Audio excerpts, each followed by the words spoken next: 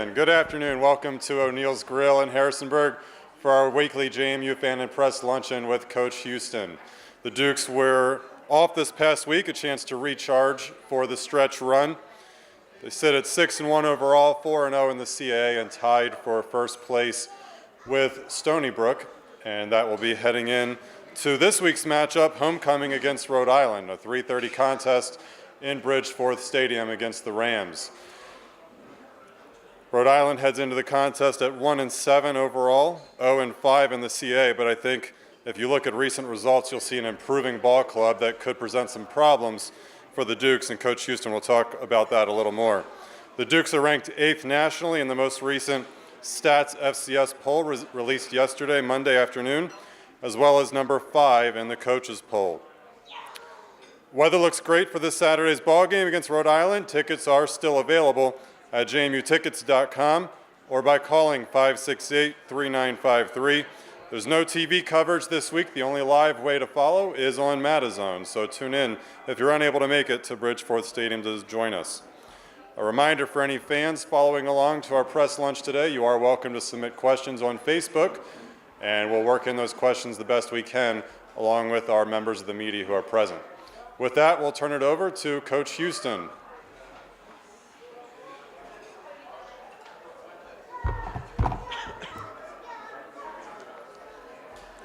Good afternoon. Welcome back to O'Neill's. Thanks for coming out. Before we start talking about Rhode Island, one quick note about this week's game. Our team will be wearing a pink ribbon on the back of their helmet this Saturday in awareness for breast cancer, in recognition of Breast Cancer Awareness Month, the month of October. This is something that's very important to my family and I, as the godmother of our children, Owen and Reed, Kim Fisher, was diagnosed with breast cancer 5 years ago. Unfortunately, Kim passed away last fall. Her husband, Mike, will be in town for the game this weekend, and certainly we all miss Kim greatly. So we look forward to working together to do something a little more supportive of this cause with the program moving forward. And we'll be announcing that during the off season. So with the game, exciting weekend, 3:30 kickoff this weekend against Rhode Island. A very, very good football team. And it's not what I wanted to get up here and say this week or see this week on film, but the film is what it is. Rhode Island started off struggling a little bit at the beginning of the year. They made a quarterback change about 3 weeks ago. They have been a vastly improved team since then. When you look at their last couple of times out, they went to Stony Brook 2 weeks ago, undefeated in CAA play. Stony Brook, and maybe one of the best, if not the best teams in this league, and carried a 3-0 lead in the fourth quarter. Unfortunately, they were not able to finish that game off and ended up losing 14-3. Last week against what I think is a very good Maine team, they had 550 yards of total offense. They did throw 5 interceptions. Much of that was due to tip passes and probably could be attributed a little bit to the weather. One of those was returned for a touchdown. In spite of that, they still had a play at the end of the game to tie it and send it to overtime, which resulted in the 5th interception off the hands of a Rhode Island receiver. We are facing a quarterback that is young, but is a very, very potent passer. We're facing maybe the most talented receiving core we've seen from FCS opponents this year, and that's just based on film and watching their athleticism and their ability. I think defensively, anyone can see the way Rhode Island has played the last 2 weeks, defending Stony Brook the way they did, defending Maine the way they did in spite of the turnovers and poor field position, and one of the scores being given up due to a turnover return for a touchdown. So I think that this team is one that's just like every other CAA team. You know, we're going to have to be ready to play at a very high level. Our kids are going to have a great week of preparation and practice. Thankfully, you know, coming off the bye, we're probably a little bit fresher than we have been the last couple of weeks. Have our legs back under us. The players fully understand what kind of opponent we have coming in here.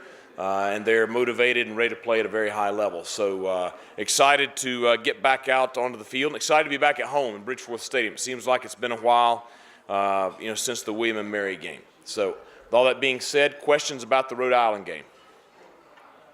David Guzman, WHSV TV in Harrisonburg. Coach, I know the team obviously focused one game at a time. As a coaching staff, though, coming off the bye week, how do you prepare for this stretch of tough CAA opponents?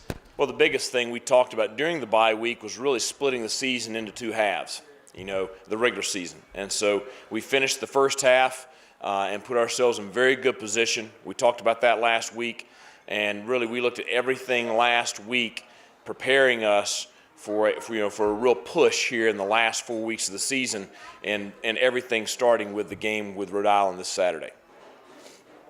Greg Medea, DNR. Internally, I know you said you wanted to work on some things during the bye week. What were some of those particulars you wanted to address with your football team, you wanted to work on? Well, I think, offensively, kind of reinforced some things that we really hit during preseason camp, really working getting our pad level back down on the offensive line, really worked on kind of re-energizing our coming off the ball there with that group. I thought that we cleaned up some things with some routes with the receivers, and worked on some mechanical stuff with our quarterbacks that, just a few small things just so we don't develop bad habits.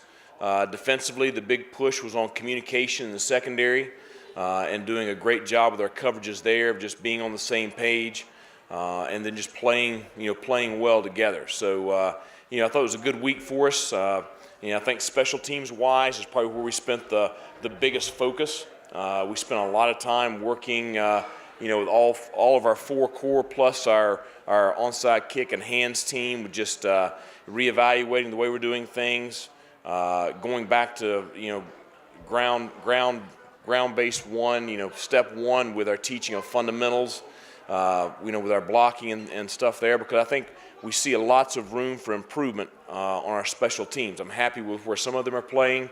I think there are some others that should be performing at a higher level. So hopefully we'll see some fruits of that labor this Saturday.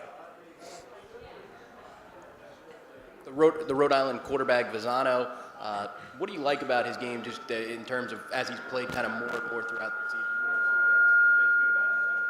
Well, I think that certainly just on the hoof, he's a big guy now. He's not a small kid, so he does have good pocket presence standing in there, and it's not a guy that's going to struggle to see over the line, or you're going to have to bring something when you go to try to take him down if we're fortunate enough to get there for some sacks. But I think he's very accurate.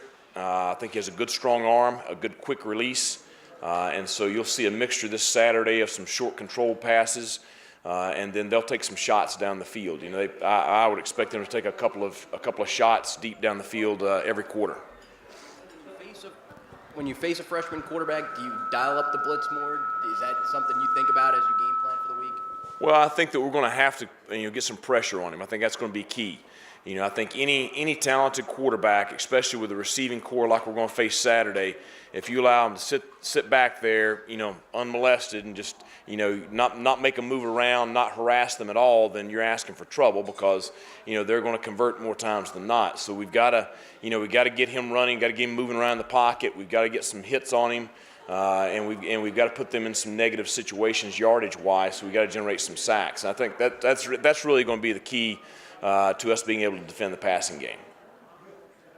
Coach Houston, Chris Brooks filling in for Dave Thomas, ESPN Harrisonburg.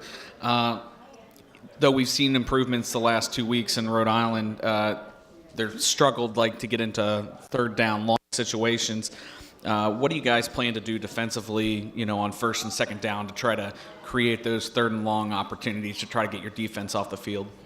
Well, I think that there's two things. I mean, if you look at the season stats, I almost think you have to filter out anything before Visano was in there when you're talking about what they are right now. So I think those are skewed a little bit. But that being said, obviously we've got to be very productive on first and second down. I think we've got to, limit the production yardage-wise, whether it's a run or a pass, to try to put them in more of a third and long situation. So we're going to have to do a good job with coverage-wise, mixing up what we're playing. Whether it's man, zone, or pressure, and we're going to have to be very gap sound up front versus the run. Tommy Keller. Can you talk a little about Rhode Island's defense a little bit more and just kind of what kind of stands out about them on that side of the ball? Well, I think number one is they all run pretty well. I think it's a very athletic group. I think it's a group that has improved throughout the year. You saw them early in the year giving up a lot of big plays. You saw that a little bit in the first quarter of the Villanova game. But really, since the first quarter of the Villanova game, over the last 3 weeks, they've played really sound defensively, and especially last week. I keep going back to that. Put in the situations that they were put in last week, I thought they played a very good game against a talented Maine football team. So I think 44, Jose Duncan stands out in their defensive front. He's very athletic defensive end.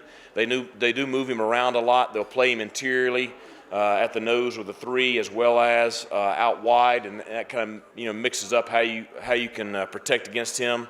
I think Adam Parker is a very productive linebacker, a veteran player, a senior. But very active over there, and does a good job making a lot of plays. And I think the two safeties, Naz Jones and DJ Stewart, are very active in the run game as well as being quality pass defenders. So I think they're a group that runs very well. I think that they do a good job of playing within the scheme. Have done a better job with that the last few weeks, and I would expect them to challenge us greatly on Saturday and defend us well.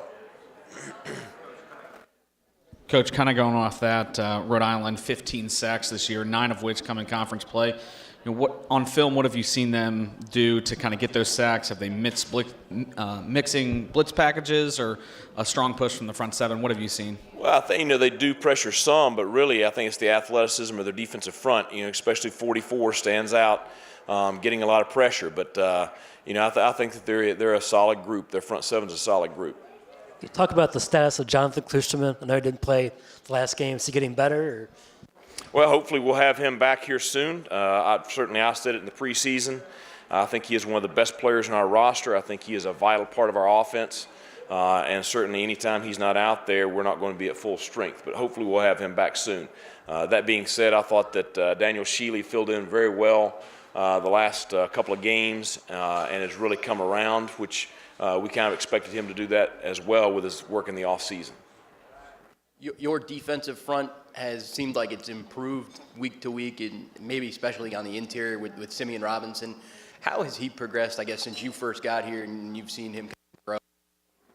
Well, I think, it's night and day from when we first got here with all of them. When we first got here, they didn't know they had no idea what gap integrity was. I mean, they were just kind of running around with their head cut off.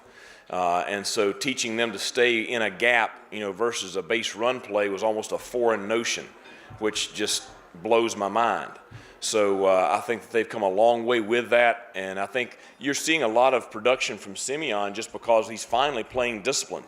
He certainly plays very, very hard. He's just a great young man. He plays very, very hard. He has worked hard, but he is playing much more disciplined, which has allowed him to be much more productive. But I think you're seeing that from a lot of those guys up front, whether it's Darius Carter. I think Andrew Ankara is playing better. He's practicing better.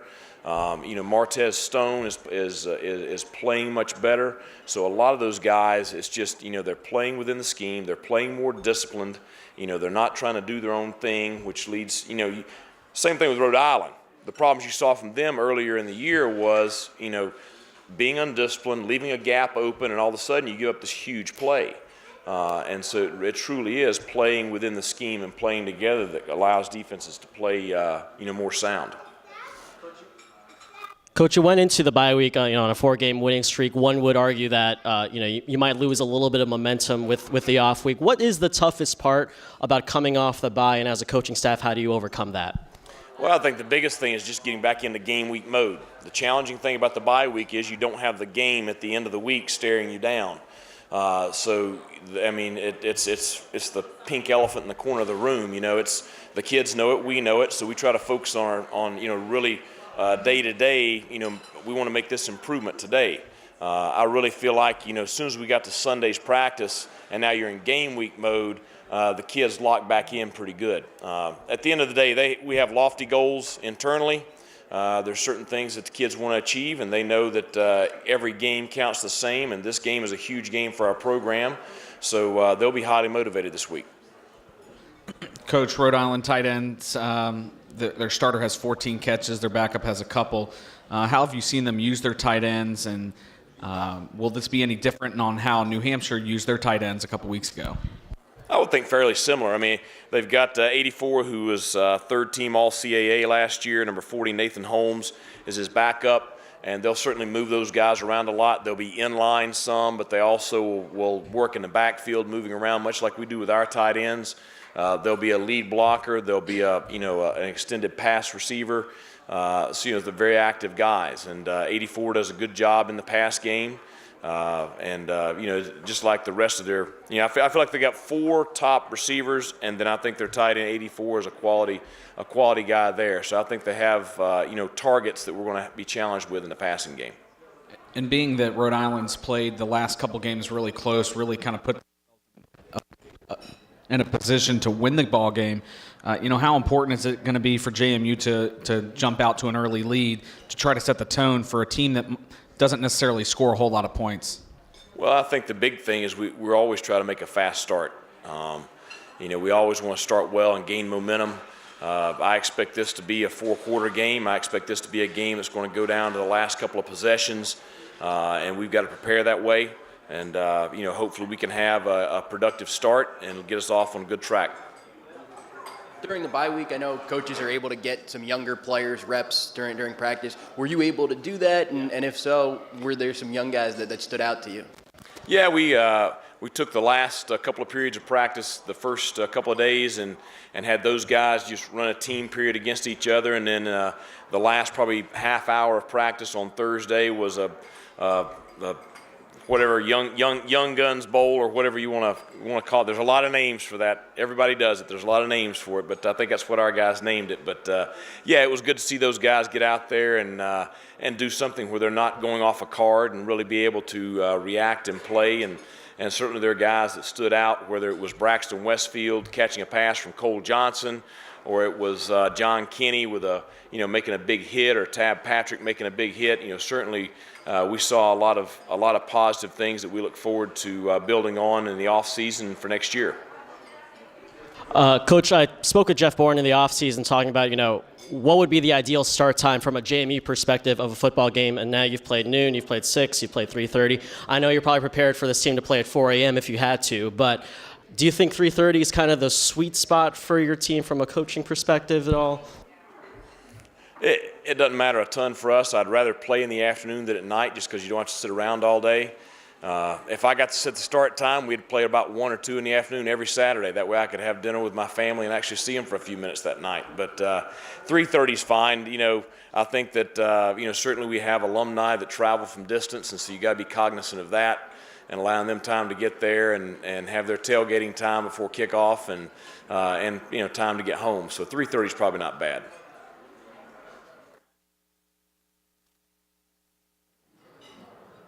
Coach, we did have one question come in on Facebook that a fan is curious about scheduling practices, and particularly how far in advance are you looking at schedules down the road? Sat down last week and looked at 2020 and 2021. So we're pretty booked up for the next 3 or 4 years, but certainly Kevin White is working, and really the quality of the opponents that we're talking about in those years is something I think our fans will be excited about. The problem is the quality of opponents changes over 6 years, so you hope that it's still an attractive matchup at that time. But it's pretty far out that we're scheduled. Anything else? Okay, thanks a lot for coming out. Look forward to seeing you on Saturday. Go Dukes.